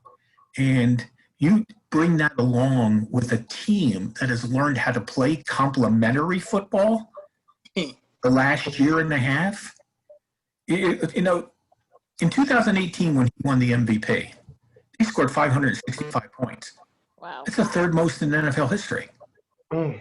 Didn't do him much good, Yeah. okay? They scored 40 in Foxborough and lost. Yep. They scored 31 at home against the Patriots and lost. But now this is a team that, ever since they got used to Steve Spagnuolo's defense, they find other ways to win. It's not the Patrick Mahomes show anymore, because it doesn't have to be. The Chiefs are 25-2 in the last 27 games. And the one loss was when they sat most of their people against the Chargers. I don't care. And I know people, they only won by 6 points. They only won by 3 points. I checked the NFL rules. You only have to win by 1 point. Okay? I mean, correct me if I'm wrong. Didn't the Patriots win 3 Super Bowls in 4 years? And all by... Yes. Yep. And not by a lot of points either. I've never had a Super Bowl trophy in my hand. But I don't think there's any asterisks on it, is it? Nah. Nope. Not that I know of. Nope. Yeah, you win by what you win by and so on. And, between their defense with Frank Clark and Chris Jones and Tyrann Mathieu and the playmakers that they have in general, they're physical. They do so many different things well. And that's why they're on the roll that they're on right now. And they beat this team earlier in the season when Tyreek Hill spent the whole first quarter in the end zone in Tampa, over 200 yards receiving in 1 quarter. Mm-hmm. So now that being said, you also got a guy who has not had a great postseason number-wise in Tom Brady. He threw 3 picks in the NFC title game, and they're still here. And there's a lot to be said for that because Tom Brady has seen so much. He's got more playoff experience in the Tampa Bay franchise, okay?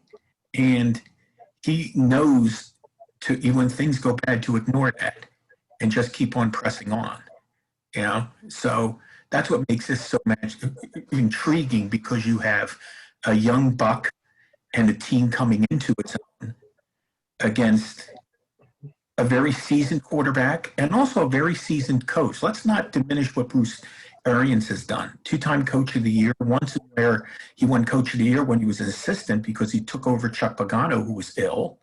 Went to the Cardinals, almost got them to the Super Bowl 5 years ago. He's been around Bruce Arians' track record as well. So this is a fun game with a lot of intrigue, and it's a rematch from the regular season, and it's a team looking to repeat as Super Bowl champion for the first time in 17 years.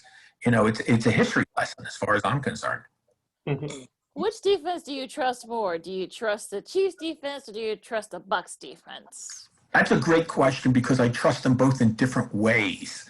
I don't trust the Buccaneers deep, okay? Because it wasn't just what Tyreek Hill did. It's what they had problems with all year. They shut down the run, but they also give up their share of big pass plays. With the Chiefs, I trust more the secondary these days than I do their run defense because they have shown a penchant for getting run on. And sometimes their best run defense is to run the ball themselves. So, but sometimes stats don't even do the Chiefs defense proud. In the Super Bowl last year, you guys will recall in the fourth quarter, wasn't that they sacked Jimmy Garoppolo a lot.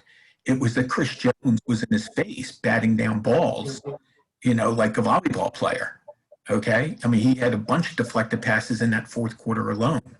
So that doesn't register necessarily as a sack, but, the heat that they were putting on him up the middle and so on Garoppolo was very, very impressive. So I think it'll be a high scoring game because of those aspects that I don't trust either. Neither one of these is an overwhelming defense. Okay. It's just enough defense. And it's timely defense. And maybe it's going to be what we have seen so many times in the Super Bowl, decided by turnovers. Okay? The turnover differential in Super Bowl history is one of those mind-boggling numbers that'll blow you away. The winning teams in 54 Super Bowls are plus 99. Lamont? We've had 54. Where you hear that we've had 54 Super Bowl champions. They have turned over the ball only 62 times. Wow. We have had 54 teams lose the Super Bowl and they've turned it over 161 times. Wow. Oh my gosh. Ooh. With you being a historian, Russ, how do you think history will shine on whichever quarterback tends to win this game on Sunday? Well, Tom Brady is history in motion because of what he's done. Okay, I mean, that franchise went to 11 Super Bowls, 9 with him, Belichick as the duo. He's now there as a quarterback by himself. He's only the fourth quarterback that will start Super Bowls for 2 different teams. Good trivia question. Craig Morton, Kurt Warner, Peyton Manning, and now Tom Brady. Only Peyton Manning managed to win with both of those teams. Okay, although some people will say that to the end there against the Broncos, he was really hurt and it was more defense than anything else. But you can make a case with Brady. Some of the Brady wins were more defense than it was necessarily him as well. But that's not to diminish anything from Tom Brady. He's the all-time leader in touchdown passes. Depending on what happens with Drew Brees, he'll be the all-time passing leader in yards. He's got all the postseason records. His accolades, it's 6 championship rings. He's thrown for the most yards in one game in NFL postseason history, although they lost to the Eagles in the Super Bowl. So he just continues to build on his history. Patrick Mahomes, on the other hand, is somebody we thought we saw early in their careers, and even though they showed flashes, like who had, to me, still the greatest year a quarterback could ever have in 1984, got to the Super Bowl that year and never got back. Okay, which just shows you how important it is. And Aaron Rodgers, who throws the ball unlike anybody I've ever seen, and we're still waiting for him to throw 100 interceptions, and he's been in the league since 2005. Okay, but much like Brett Favre in that franchise and so on, there's always seems to be something missing. More times than not, it's defense. Early in this career, we are seeing. Listen, no one's won back-to-back Super Bowls in 17 years. Okay, it was Brady and the Patriots in 03 and 04. Just to accomplish that as a franchise is pretty historic because it hasn't happened that much. Okay, only 7 other franchises have repeated as Super Bowl champions. I say 7 franchises because the Steelers did it twice. They did back-to-back twice. In fact, the Steelers won 4 Super Bowls in 6 years. Think about that in this day and age. Okay, so the Packers, the Dolphins, we saw the Broncos do it. We saw the Niners, we saw the Cowboys, et cetera, et cetera. So it's 2 different kinds of history in 2 different phases of their career. And, Tom Brady just shows no signs of not wanting to play football anymore. Okay, so to me, even if the Buccaneers lose, okay, and by the way, there's more history. We haven't seen a wild card win a Super Bowl in 10 years. That was the Packers in 2010. So, like, for me, I was a history junkie. Okay, there's so much to write about here. You know, the whole. And what about the irony of the first team to play a Super Bowl in their home stadium, and yet at the same time, there's real no home field advantage? Yep. Right. Russell Baxter of ProFootballGuru.com is joining us here on the weekend edition of Second City Sports as we preview the big game between the Tampa Bay Buccaneers and the Kansas City Chiefs, along with Lakina McGee and Lamont Scott. I am Sidney Brown. Russell, we talk about the big stars from both teams entering this game on Sunday. Who is your one unsung hero, one for the Chiefs and one for the Buccaneers, for a player that people should pay attention to, that people are not talking about? Yeah, I like it if you say it that way a little better, Sidney, because in this day and age, there is nobody unsung and there's nobody unknown. There's no sleepers anymore because we talk about football 24/7. For me, I talk about it 25/8. Okay, I try to slip a little extra time in there. But two guys I'll be fascinated with. Tyrann Mathieu has been the difference maker since he got to Kansas City. Okay, and I think some people might not realize. I don't think I realized at the time because it's not something that gets announced all the time. Last year when the Chiefs won the Super Bowl, the team MVP was not Patrick Mahomes. The team voted Tyrann Mathieu their MVP. Okay, that's significant. Okay, and I know Patrick missed some time, but his first year with the club, he had made his impact with the Cardinals and the Texans. But what he's come over here and done. And he has been a perfect fit, Steve Spagnuolo's defense. Travis Kelce, we could probably get to it a little bit. It's impossible to make Travis Kelce unsung, okay, for a lot of different reasons. Exactly. But I'll tell you, when it comes to the Buccaneers, I've always been a big Levante David fan because of his range and the things. But Devin White, in 2 years, has made a lasting impression. He is physical. He can go from side to side. He can cover. He can do a lot of different things. He can. So, I mean, he's a guy you have to be preoccupied. And maybe he's, with all the talk of Ndamukong Suh and especially Jason Pierre-Paul and Shaq Barrett, those two guys had the 5 sacks of Aaron Rodgers. Right. Maybe it's Devin White up the middle. Maybe he may be getting in Patrick Mahomes' face a couple of times. That forces an errant throw. So on. You know, that blind side is one thing. But maybe the Buccaneers and Todd Bowles attack Patrick Mahomes up the middle rather than, oh, well, they don't have their starting tackles, so let's attack them that way and throw a few curveballs and so on. So to me, Tyrann Mathieu and Devin White bear watching. Now, you just mentioned earlier when you first came on that no tight end has ever won MVP in the Super Bowl. Do you think it happens this year? If not, will a defensive guy win it, or will it be the usual? Will it be Mahomes or Brady and, you know, the same old with the quarterbacks or some on the offense? Well, you bring up the quarterbacks. I'm not putting anything on the spot, okay? But how many? There have been 54 Super Bowls. Do you know how many times the quarterback's been named MVP? Seven. What'd you say, Lamont? 7. I'm guessing. 7. More than that. 7. Oh, Jesus. If I had a buzzer right now, Lamont, you'd be, you know. I'll say like 35 or something like that. I know there have been some defensive guys and some wide receivers. We've had special teams. We had a kick returner. Yep, Desmond Howard. Yep. We had a kick returner. Yeah. We had a kick returner. We've had safeties. We've had linebackers. We've never had a tight end. Just by the way, the number is 30. 30 times. So we in fact we had co-MVPs, Randy White and Harvey Martin, Super Bowl 12 defensive. Strange enough, we've only ever had 2 times a defensive lineman. The co-MVPs that I just mentioned and Richard Dent are the defensive linemen to ever win. Okay, but Ray Lewis, and then you get the guys, Larry Brown, Malcolm Smith for the Seahawks a couple of years ago, who did a little bit of everything and so on.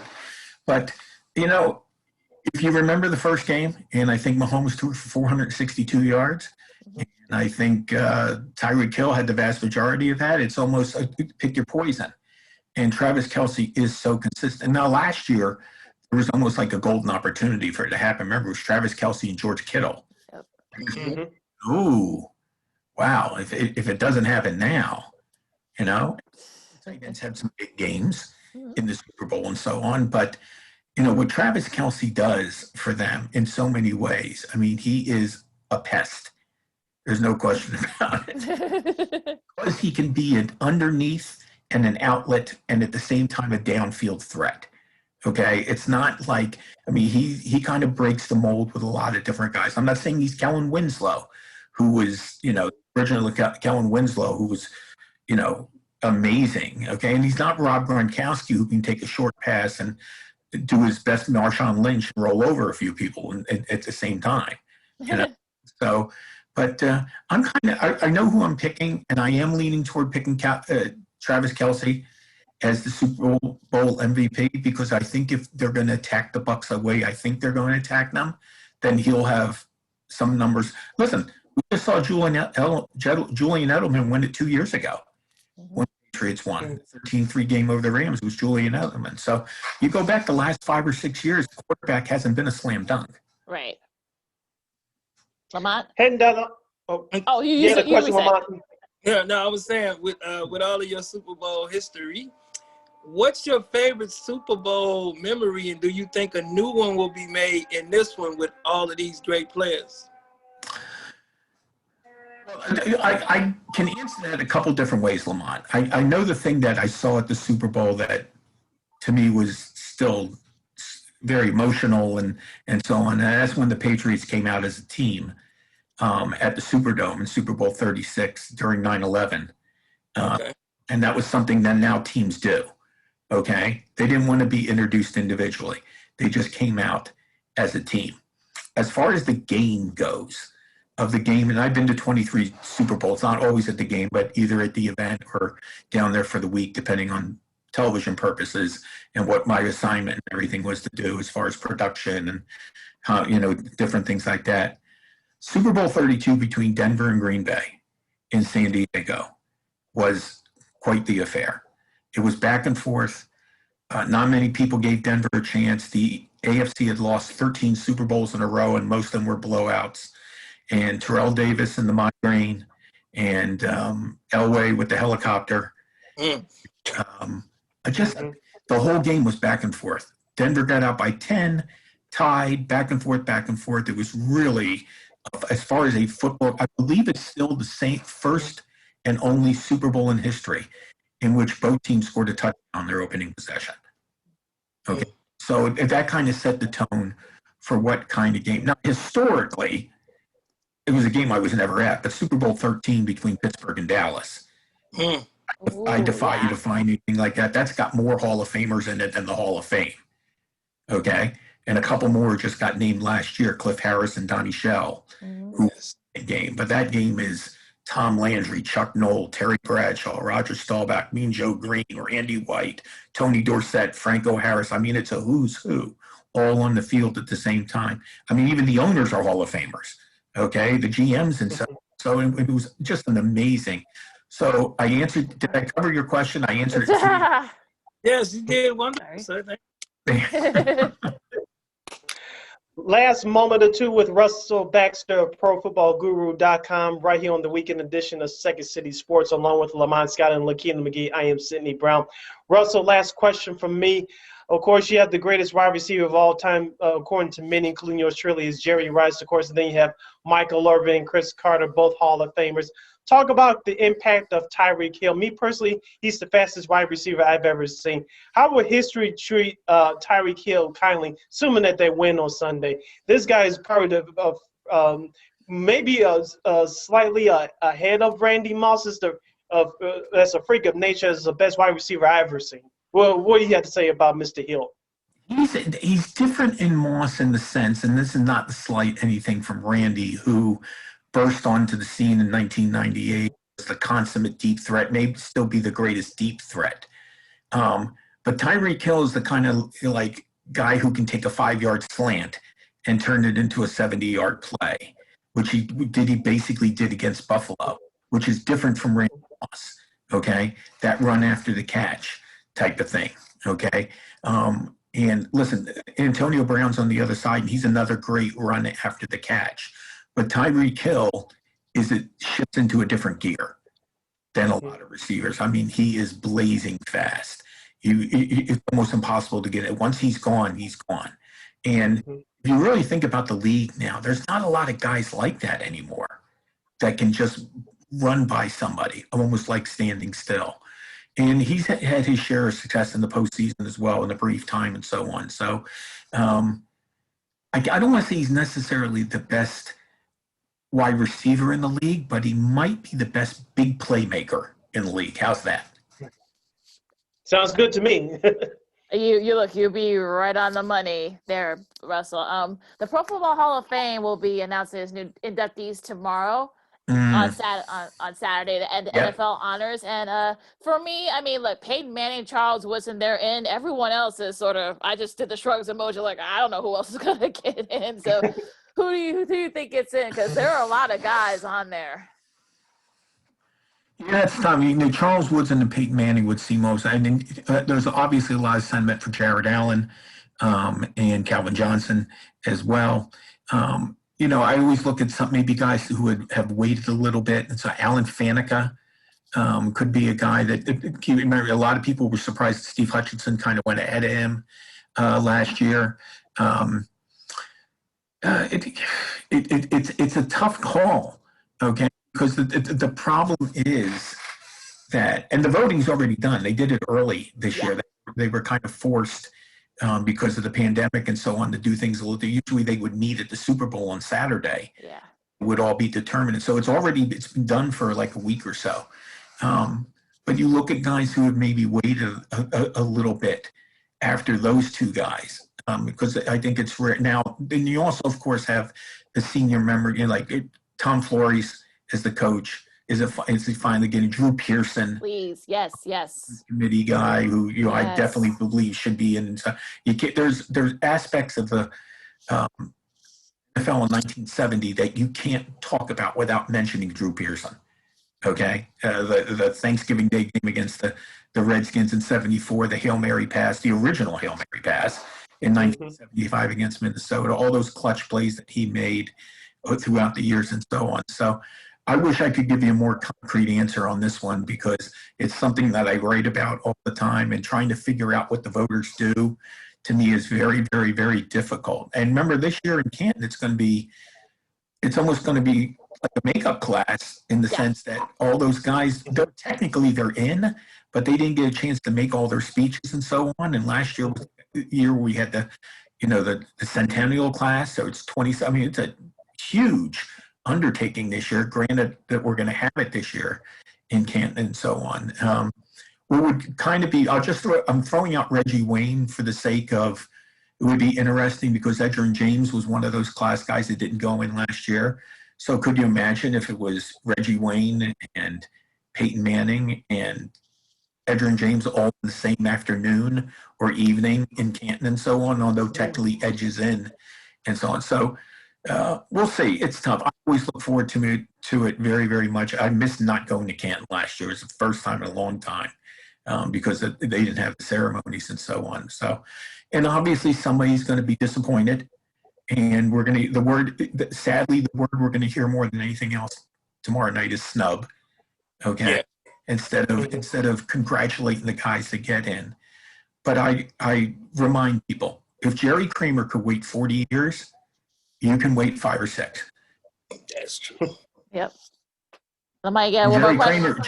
Jerry Kramer went up there, and I was there for his speech. You know, it wasn't like he sat there and lamented and so on. He got there, and he's in, and that's it. Mm-hmm. And my last question, going into this Super Bowl, do you think that Brady would ride off into the sunset if he were to win it? No. He wants to play football. You know, he wants to play football. Okay. You know, I think in his mind is he wants to play as long as humanly possible and accomplish, because he genuinely enjoys the game. Okay. He's a genuine team guy. He'd be the first one to tell you that, he didn't win all these games by themselves.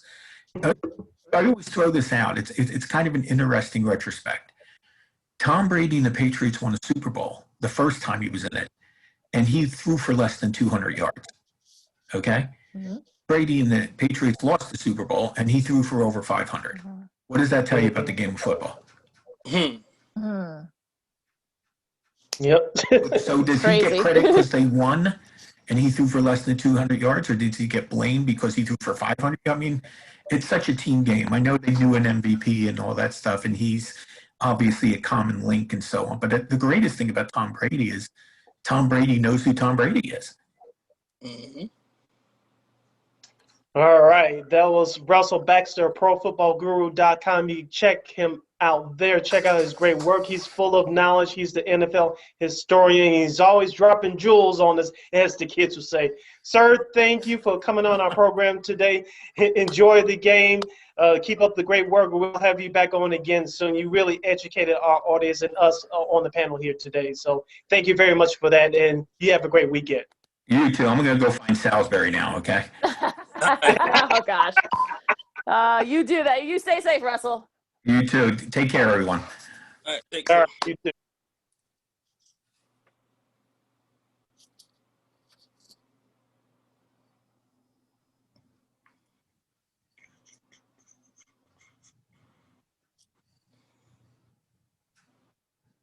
And that was Russell Baxter at Bax Football Guru. All the nuggets, all the football nuggets, nuggets he wants, all right there in one place on various social media platforms. Gentlemen, all right. So what are you guys looking forward to from this game on Sunday night? Just a good game. All the stars are lined up. Everything's in place. It should be wonderful. Really... I'm looking forward to Sean Salisbury, who we had on earlier. I want to see, in terms of the game, who's running game is going to be more effective, Kansas City or Tampa. I think Tampa, who has more pressure to run the ball, is Tampa, because we already know what Kansas City can do. Even if their running backs don't necessarily have a good game, we all know that Patrick Mahomes can run around like a chicken with his head cut off, but he knows exactly what he's doing. I want to see how Tampa Bay runs the ball effectively. That Leonard Fournette touchdown from a couple weeks ago against Green Bay, that was Tampa's longest run of the game. You cannot get away with that against this Chiefs defense. Like Russell said, it's not the greatest defense, but it's not poor either. Worse. It ain't the worst. No, I'll say they're definitely they're definitely opportunistic and average. So let's talk about a little bit about the prop bets, because I've been looking through some of the prop bets in the last few days, and it's going to be very interesting because we talked about MVPs. Travis Kelce, he would be the first tight end to an MVP, which is I can't believe that. I mean, when Russell said that earlier, I can't believe that no tight end has ever won a Super Bowl. As many great tight ends as there have been that have played in this game. It is crazy. Yeah, remember I picked him last year on our radio show, Lakina. He scored twice, I believe, but he didn't get it because he didn't have enough yards. I thought Damian Williams last year should have won it, but that's a whole nother issue. But I picked Kelce last year. Maybe he'll finally get it this year if they win, but we'll see what happens. He's at plus 1,000. Kelce is so. It's gonna if Tampa Bay win, watch it end up being Gronk. If Tampa Bay win. Actually, Gronk doesn't have no odds here. So if you guys want to take Gronk, for the Super Bowl MVP, go ahead. Some of the others, Tyrann Mathieu at 2,500, Tyreek Hill at plus 1,000, Chris Godwin at plus 3,000, Leonard Fournette at plus 2,800, Frank Clark's at plus 4,000, JPP at plus 4,000, also Chris Jones too. So if you want to take those odds, will a defensive guy win it this time? It's kind of every few years a defensive guy wins it. So you want to take those odds, maybe? I think if it's a defensive guy, they're gonna have to have a return for a score, whether it's a fumble or interception, which would be almost like a Desmond Howard type play, because you remember that Super Bowl against Packers and Patriots back in the day, his kick return, because New England was coming back, and Desmond Howard's kickoff return broke the Patriots and sent Bill Parcells out of town, but that part is another issue. But that turned that game around. If a defensive player were to win it this year, that defensive player would have to have 2 or more sacks, or you had to have a defensive return for a scorer that turned the game around. I don't know, Sid. It might be that little might have 20 tackles, interception, and a fumble recovery. I wonder if it's going to be a pick six, though. That's what I'm thinking. I think if it is going to be a defensive guy, it's going to be somebody who gets a pick six. Yeah. I know the odds are probably very long, but I wonder if that's how you're going to get a defensive guy to be MVP. Yeah. Yeah, like I said, it's got to be a momentum changer. I'm not saying Kansas City doesn't have the players to do it, but if I had to pick a side, I think it would be Tampa. They'd be more inclined to do it. What about you, Lamont? Yeah, I mean, like I said, I like Sean Salisbury mentioned earlier. Them linebackers. I mean, that we've been hearing White's name for all since the playoffs started. He's been making every play. So I'm thinking, what's his odds? Do we have any? All right, hold on. Let me go back to that. Interestingly enough, though, the Gatorade shower orange is the odds at plus 150. Do they got something about Weekend messing up the halftime performance? No, they don't, but they actually have the national anthem. Jasmine Sullivan and Eric Church will be doing the duets.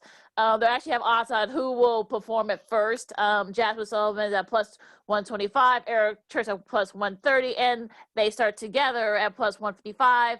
Over 2 minutes is a plus 100. Under 2 minutes is minus 145, I should say. I'll take the under because they like to get those things done and out the way. Even though they want to be dramatical and all that, I'll take under 2 minutes. Yeah, and they don't seem to be like long winded singing, so I think I'll say. Go ahead, sorry. They're not going to be there, right? They're going to probably do it by video, so it's going to be quick. And to answer your question, Lamont, Devin White's at plus 3,000. So if you want to take those odds, you want to take that money and name an MVP? Go ahead. All right, Mike studio. Yeah, I can see Lamont laying down a couple bucks on that. You can do it legally now. Yeah. Brand new studios. I'm buying a whole building. I hope so. I'm holding you to that. We're holding you to that, Lamont. Minus 110 for both heads and tails, so you're kind of even odds there. Okay. It doesn't say anything about the weekend because apparently the way they're going to set it up, there's only going to be about a little over 22,000 people there. So apparently he's actually going to be performing in the stands. So there's actually no, there's not going to be no pyrotechnics or anything like that. So I'm not seeing any odds for the weekends in his halftime show. Yeah. I think real quick, guys, before you get back to the props, I think Russell was talking about this earlier. Of course, Tampa Bay is the first team to play the Super Bowl at home, but I know that the NFL presents this as a neutral site game, but in a way, if you're a Bucs fan, there'll be a lot of Bucs fans there, obviously. Of course, you're going to have some Kansas City fans there as well. The Tampa Bay, they're not allowed to fire their cannon when the Bucs score a touchdown. Right. I don't like that. No, it just seems silly, right? I mean, actually, the Chiefs actually won't be there, I think, until tonight, I think. So they haven't been there all week. So yeah, why not? Saturday they'll be there Saturday. Yeah. Every time someone scored, that way it's not a problem. Fire whenever anybody scores. It's the Super Bowl. Fire every time somebody scores. Oh, that's a good one. That would be fair. Yeah, that would be fair. Make it fair. Somebody scores for the Chiefs, fire the cannons. If the Bucs, fire. Do it for both. Do it for both. And duck. I'll say those cannons can be very lethal if you don't stand in the right spot. I'll just leave it at that. Yeah. I'll leave it at that. It's an amazing sound, though. I got a relative that went to one of their games. I hear it's an amazing sound. It is. It's very loud. I know somebody that lives down there. It's very loud. For a scoring play, a touchdown minus 240. Field goal at plus 170. Any other score, like a safety or whatnot, plus 4,500. So if there's a safety, you're going to make a lot of money already. You'll be well ahead of the curve. Someone made some money remember the Giants and the Patriots played following the 2011 season, that Super Bowl in Indianapolis. I think it was the first one at their current home now. The Giants scored that safety. Someone bet in Las Vegas and won a lot of money. I don't think it's going to happen this go around, but if I would have to pick, I'd say a Kansas City touchdown would be what I would place my money on to be the first score of the game. Yes, if they Got the ball with that because whoever gets the ball first. So you might want to come over on that weekend bet with me or something. See, you might come. First touchdown score. They have Kelsey and Hill at plus 650. Chris Godwin, Leonard Fournette, and Mike Evans both at all at plus 1,000. So, you know what? I'll go with the sneaky pick for people to at least keep their eye on for the first person to score. If you're Kansas City, I hate to use this word, but underdog for a first person to score, Mecole Hardman. Ooh. I can see that. Yeah, he's not on the board either. Not a kickoff. Not a kickoff. We'll get to that in a second, but first person to score a touchdown for Kansas City, Mecole Hardman. You saw what happened to him last week. He fumbled the punt return, but he came back and scored on the very next series. So watch out for Mecole Hardman. I can totally see that happening. Underrated. Yeah. I can see that. I can see that, and he's not on the board either. So if you're looking to make some money, he might be the one to do it. Yes, definitely looking to do that. So I think speaking of kickoff, I'm gonna stick with my linebacker. I think. All right. Okay.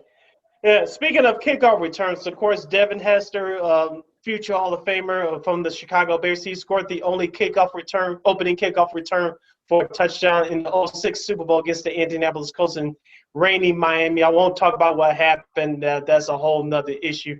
Mm-hmm. But his record has been safe for the last 14 years, if my math is correct. Will Devin Hester's record be broken with an opening kickoff return for a touchdown? This is an easy one for me. No. No. Oh, no, not happening. That's not happening. No. Okay. Not happening. Good, we got that out of the way. Yeah, absolutely. Will it be a punt return for a touchdown? Now that I will say no. I think it might happen. I think we always know something funky happens. I wouldn't be surprised if there is a punt return for a touchdown.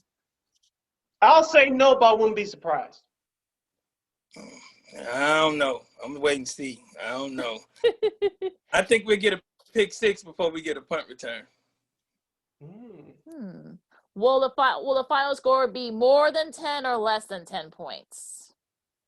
Less. You talking about point differential? Well, no, I mean the final score, I should say. My bad. It's going to be less than 10. Yeah, I think whoever wins this game will win by 3 to 5 points. I'll say 3. Excuse me. I agree. I say less than 10 as well. Probably, like you said, it might come down to a field goal. I definitely can see that. Yeah. Salisbury said that. He said 30. He said the last second field goal, 34-31. All right, guys, it's the moment of truth. Now, again, those are some of the prop bets. There are various websites. I got these prop bets from covers.com/Super Bowl prop. So, check them out. There are all types of prop bets, and whatnot. So, all kinds of crazy prop bets. So, if you're looking to make some money, might be something if you got a little. It's legal now in all over the country. So, it's the guilt. All right, guys. Final score. MVP and the winner. Go. 31-28 Kansas City. MVP Tyreek Hill. Definitely see that. Sid? Buccaneers 33, Kansas City 36. My MVP will be Travis Kelce. I'll pick him for the second year in a row. Okay. I like. Hopefully, I'll be lucky this year. Last year, he should have gotten it, but he didn't have enough yards. I explained it earlier, but I will go with Kelce. Okay, I've been back and forth on this. I had a couple of friends ask me. I'm gonna do it. Tampa 33, the Chiefs 30, and I'm gonna go with Chris Godwin as the MVP. Oh. Yeah. You better not have any drops. I know it's gonna look. Hey, look. Take our picks at face value, folks. Don't take our. All right, now besides the Super Bowl, what are you guys looking forward to this weekend? Really, Not Super Bowl is. I mean, I'm gonna catch up on my college basketball because I'm just able to see again. So I'm gonna catch up on a lot of college basketball. But I know why I hadn't had a chance to be on with y'all. Chicago made a big splash in the free agency market, and they got Candace Parker, and so I got my WNBA tickets in line if I'm still in this state at the time. But yes, I hate I didn't get a chance to get on with y'all and tell y'all that. So I've been watching a lot of college women's basketball, more than the men actually. So my bad. Oh, in Florida A&M, I watched them for family reasons. What about you, Sid? Yours truly is a big college basketball game for the Fighting Illini on Saturday. They'll host Wisconsin, as we mentioned earlier, at 1:30 p.m. Saturday on national Fox TV. So big game for Illinois as they try to climb up the top of the Big Ten standings. Of course, their game against Michigan again coming up, I believe, next week has been postponed due to COVID issues from the Michigan Wolverines program. Yeah.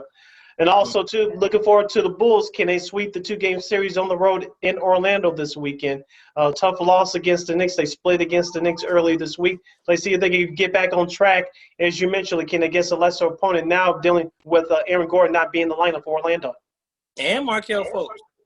Exactly. Oh, yeah. So Fultz is out for the rest of the year. Absolutely. So, yeah, for me, look, of course, the college football, you guys just mentioned it, the NBA, we talked about it earlier besides the Super Bowl. So should be a great sports weekend and some big breaking news in the MLB.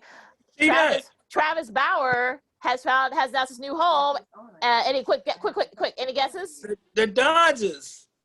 Sid? No, it's the New York Mets. They spend money like crazy, and they finally got their man. They picked up James McCann, the catcher from the Chicago White Sox a few weeks ago. Now they get Trevor Bauer. They picked up Francisco Lindor. On paper, it's a nice team. And at least we talked about this a couple weeks ago, Lakina. I know we haven't had spring training yet. I know we're short on time. We'll get into this more next week in our next episode. But the Mets is looking like a nice team. I'm not saying they're going to win the whole thing or go win the division, but they look nice so far on paper. Well, you know what? Actually, Sid Lamont's right. Trevor Bauer just announced it about 15 minutes ago on his Twitter. Oh, okay. He is going to the Dodgers. Yep. Okay. Yep. I know early reports have said the Mets, but he switched his mind the last second, huh? You see Dexter Fowler on the move again. Oh yeah, going to the Angels. Yep. Angels, yeah. Yeah, reunited with Mr. Madden. Yep. Very cool. So on that note, you follow me at Keenan McGee on Twitter and at Keenan_McGee on the IG. You can follow me at Lamont Scott on Facebook, Lamont Scott 69 on Instagram, and Lamont Scott 16 on Twitter. You can follow yours truly, Sydney Brown, on the Twitter and the IG at SidKid80. Once again, that's SidKid80. That's SIDKID80. That's SIDKID80. You can go to our website, weareregalradio.com. That's WEAREREGAL radio.com for more information about our articles, articles on culture, everything else in between. You can follow this podcast, Second City Sports, along with the other podcast programming from War Media by simply typing in that search engine box War on Anchor. You can find us on iTunes, SoundCloud, Google Play, Stitcher, that iHeartRadio app. Wherever you download your podcast, make sure you type in that search engine box WARR on Anchor. We're also on the Tube, aka YouTube, at War Media. Once again at WARR Media. That's once again on YouTube. You can not only listen to us but watch us do our thing live in advance. We thank you for your support. Mwah! Thank you. Like, share, subscribe, and tell your friends. Yes. And we also like to thank, once again, our buddies of the program, Sean Salisbury and Russell Baxter. So enjoy the Super Bowl. Enjoy this great sports weekend in general. So stay safe out there, you guys. I know it's snowy in some parts of the country, especially here in Chicago. It's also going to get very cold in most of the country. So please bundle up. Keep your mask on, guys. Do not use this as an excuse to do that. Keep your distance and be good to each other. For the guys, I'm Lakina. This has been Second City Sports, and we'll see you next week. Enjoy the big game. Till next time. Holla!